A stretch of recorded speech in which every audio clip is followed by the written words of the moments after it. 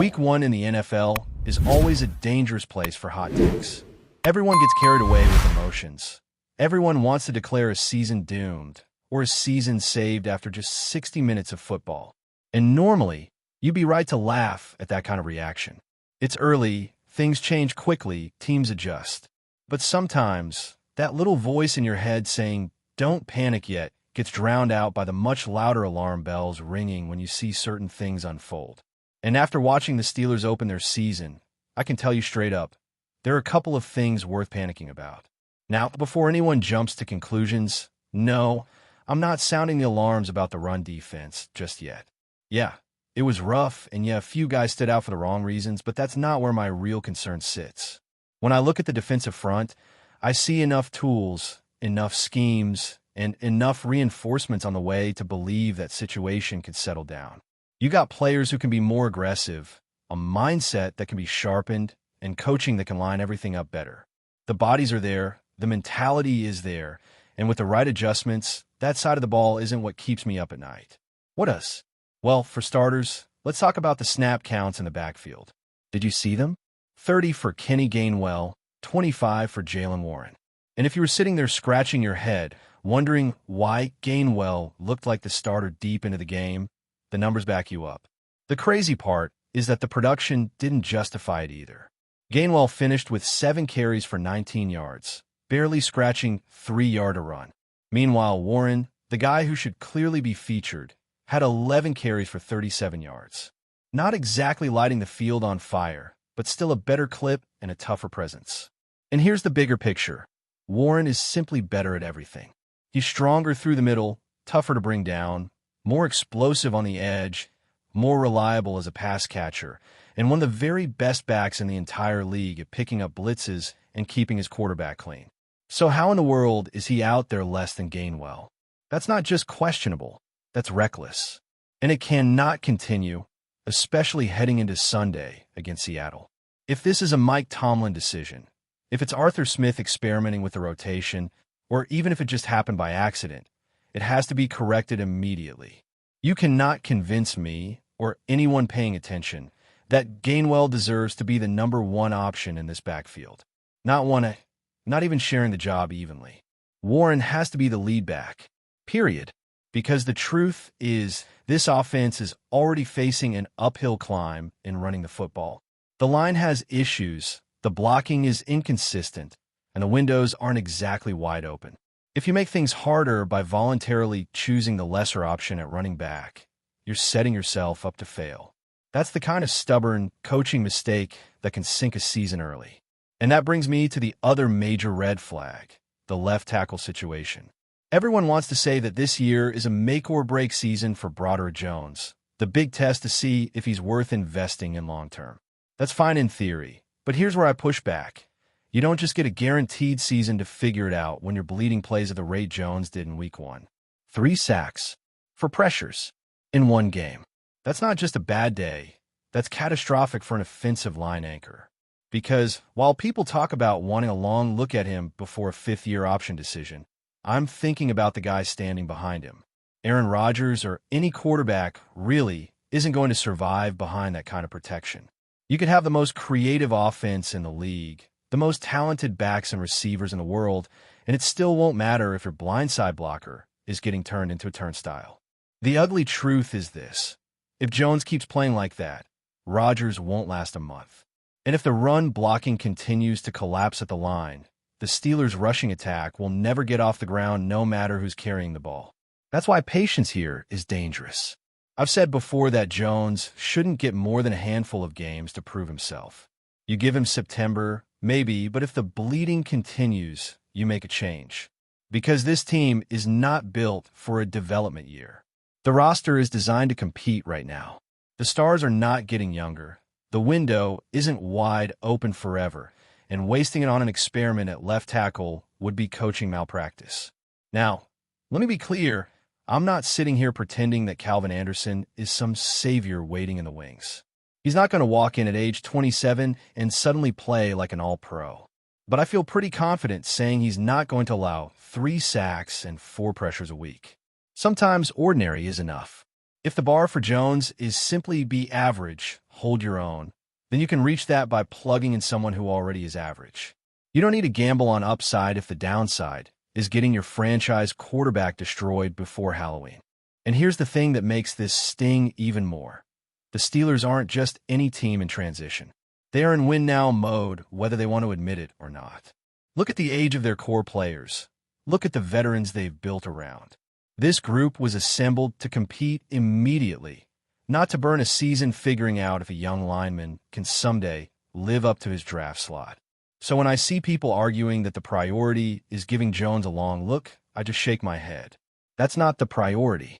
The priority is keeping Rodgers upright and keeping this offense functional. If that means sitting Jones sooner rather than later, so be it. So here we are after week 1, and already there are 2 alarms that can't be ignored.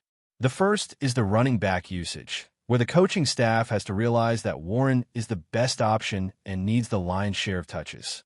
The second is the left tackle problem, where loyalty to a draft pick cannot outweigh the reality of performance on the field.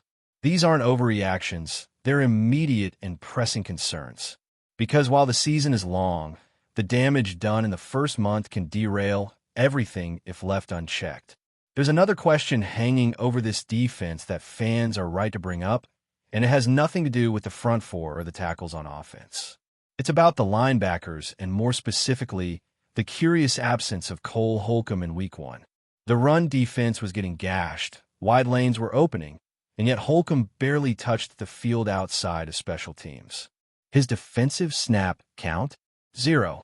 Let that sink in. Malik Harrison, who played just 4 snaps before leaving with an injury, actually saw more action on defense than Holcomb. Meanwhile, Peyton Wilson was out there for almost every play, logging the same number of snaps as TJ Watt himself. Now, nobody is saying Wilson can't become something special. He's fast, he's athletic, and his ceiling is high. But right now, the book on him is clear.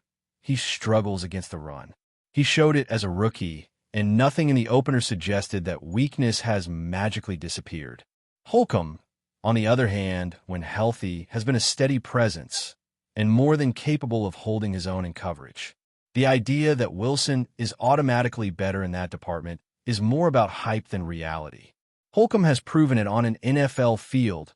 Wilson hasn't yet. Which raises the question, why was Holcomb glued to the sideline while Seattle carved up the ground game? If this is about managing Holcomb's knee after the injury last season, I get the caution. But he went through a full training camp, took the preseason workload, and by all accounts was moving without restrictions. He insisted he was 100%, and the coaching staff backed that up. So if the plan was to keep him in bubble wrap for Week 16 and Week 17, that's a plan that makes no sense. You don't save players for the future in this league, especially not when the opponent in front of you is pounding the ball down your throat. Coaching to protect an asset instead of coaching to win the game in front of you is how seasons slip away before Thanksgiving. And this is where the ripple effect of losing someone like Deshaun Elliott comes in. Elliott is arguably the best tackler in the secondary, the guy who cleans up messes when a runner breaks past the first line. But he left week 1 banged up, and while he signaled in the locker room that it wasn't serious, it's no guarantee he'll be ready for the Seahawks. If Elliott sits, the tackling responsibilities shift forward, and that means linebackers have to step up, which again makes the absence of Holcomb even harder to justify. Because if your safeties aren't at full strength, your linebackers can't be a weakness too. Let's call it for what it is. Wilson is still learning. He's talented, he flashes, and he might be the long-term answer, but he is not yet the guy you lean on for 60 snaps in a tight game. He hasn't earned that kind of status. Holcomb has, and the Steelers are better against the run when he's in the lineup. That's not an opinion, that's reality. The problem is the staff seem to ignore reality in favor of whatever vision they had for Wilson's development. But development isn't the priority. Winning right now is. And that's what ties the entire first week of this season together. Everywhere you look, you see decisions that suggest the staff is trying to outthink the basics. Giving Gainwell more touches than Warren. Leaving Jones on an island after giving up sack after sack. Sitting Holcomb in favor of Wilson even as the run defense collapses. It feels like the team is gambling with long-term ideas when the short-term is screaming for attention. The irony is that this roster isn't built to be patient. It's not built for 2 years from now. It's built to make a run this year, maybe next, while the core veterans are still capable of leading a contender. That's why these choices matter so much. You can survive one loss in September, but you can't survive losing your quarterback to constant hits.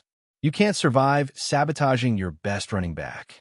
You can't survive ignoring a proven linebacker when you're already struggling to tackle. This team doesn't have the luxury of letting things work themselves out. The margin for error is too small, the competition in the AFC is too fierce, and the pressure on this group to deliver now is too great. So the panic, as much as people want to dismiss it after week 1, is real and justified. Not panic in the sense of declaring the season dead, but panic in the sense of demanding that these glaring mistakes be corrected immediately. Because these aren't minor details. They're core issues that can define the season if left unchecked. And as the Steelers head into their home opener against Seattle, every one of those alarms is still ringing. The running game needs to be put in the hands of Jaylen Warren. The blindside protection needs to be secured, whether that means sticking with Jones and praying he improves or pulling the plug fast. The linebacker rotation has to make sense, which means Holcomb cannot be a ghost again. And if Elliott isn't available, then stopping the run becomes priority number 1. It's only 1 week, sure, but it's 1 week that reveal a lot. And if you were hoping the Steelers would ease into this season with a calm, steady plan, think again. What we saw instead was a team that looked confused about its own strengths, hesitant about its own best players, and vulnerable in the most fundamental ways. That can change, but only if the coaches acknowledge what's right in front of them. No saving players for December. No pretending a draft pick's development is more important than winning now, and no more splitting carries just to be clever. The mission has to be simple. Put the best players on the field in the best positions, and give this team a chance to actually compete. But before we dive in, don't forget to subscribe to Steelers Nation Central and hit the like button on this video. Your support helps us keep bringing you the latest updates on the Pittsburgh Steelers. And don't forget to share your thoughts on the news in the comments below. In what could be one of the most talked about moves of the NFL offseason, whispers are swirling that Jordan MAILATA, the so-called human wall, is trading the city of brotherly love for Pittsburgh Steel. Sources close to the matter suggest that the towering offensive lineman has agreed to terms with the Steelers, sparking a frenzy among fans and analysts alike. The potential shift has left Philly supporters stunned, while Pittsburgh faithful are already dreaming about a new era of dominance on the trenches. MAILATA's rise has been nothing short of meteoric.